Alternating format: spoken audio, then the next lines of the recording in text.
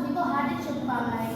इनका जन्मदिन हम एकता दिवस के रूप में भी मनाया जाता है। सरदार वल्लभ भाई पटेल का जन्म 31 अक्टूबर सन 1875 को गुजरात में हुआ और राष्ट्रीय एकता दिवस को पहली बार 2014 को नई दिल्ली में भारत की केंद्र सरकार द्वारा तय किया गया था।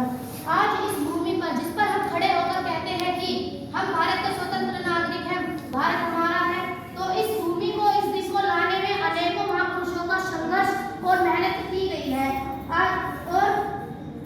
और इसमें अनेक महान पुरुषों के संघर्ष और समझदारी का योगदान था। उन्हीं में से एक समझदार पुरुष है भारत के लोक पुरुष सरदार वल्लभ भाई पटेल, जिन्होंने 565 जैसी रियासतों को एकजुट करा और यह असंभव कार्य था, जिन्होंने इस असंभव कार्य को संभव कर दिखाया। सरदार वल्लभ भाई पटेल का योगदान हर क्षेत्र में है, जैसे सोमनाथ मंदिर का पुनर्निर्माण, गांधी संस्थान का शैली, कमला नेहरू अस्पताल की पुनर्रेखा आदि जैसे कार्यों में हमेशा स्मरण किया जाएगा। हमारे पूर्व राष्ट्रपति डॉक्टर राधाकृष्णन ने अपने शब्दों में कहा था कि सरदार कम बोलते हैं, परंतु वो जितना बोलते हैं वह दृढ़ निसंदेह होता है। सरदार अपनी बातों से श्वेत और अवसर के अनुकूल बोला करते हैं। सरदार के शब्द उनके हथियार थे, वो अचूक थे। आज हम सब ये जानते हैं कि विश्व की सबसे ऊंची प्रतिमा भारत में पाई जाती है, जिसका नाम स्टैच्यू ऑफ लिबर्टी है।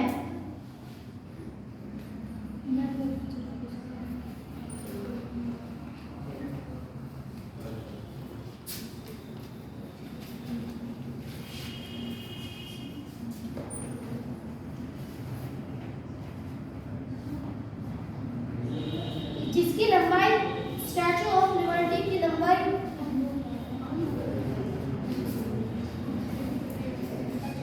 जिसकी ऊंचाई 240 मीटर है। इसके बाद विश्व की दूसरी सबसे ऊंची मूर्ति चीन में स्प्रिंग टेंपल बुद्ध की है, जिसकी ऊंचाई 208 मीटर है।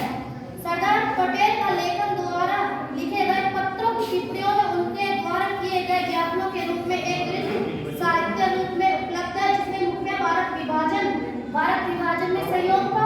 गांधी और नेहरू, सुभाष, इनके साथ इन्होंने मिलकर आंदोलन भी किया। आर्थिक विदेश नीति, मुसलमान और रणनीति थे, कश्मीर और हैदराबाद इत्यादि इन्होंने ऐसा आंदोलन किया। जब पंडित जवाहरलाल नेहरू संयुक्त राष्ट्र में थे तो ये गृह मंत्री थे। सरदार वल्लभ भाई पटेल ने रातों की सेना को भेजा और आगे पाकिस्तान पर कब्जा कर लिया था।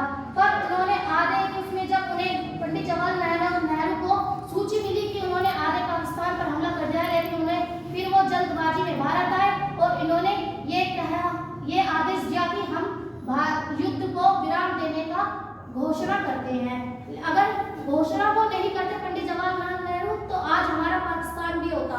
इन्होंने कुछ देशों को अपने बातों से अपनी ओर करा और कुछ को कानूनी तौर पर उन्होंने अपनी ओर करा। बस इसी के साथ मैं अपनी गाड़ी को विराम देती हूँ और आशा करती हूँ कि आपने मेरी बातों को ध्यानपूर्वक सुना होगा।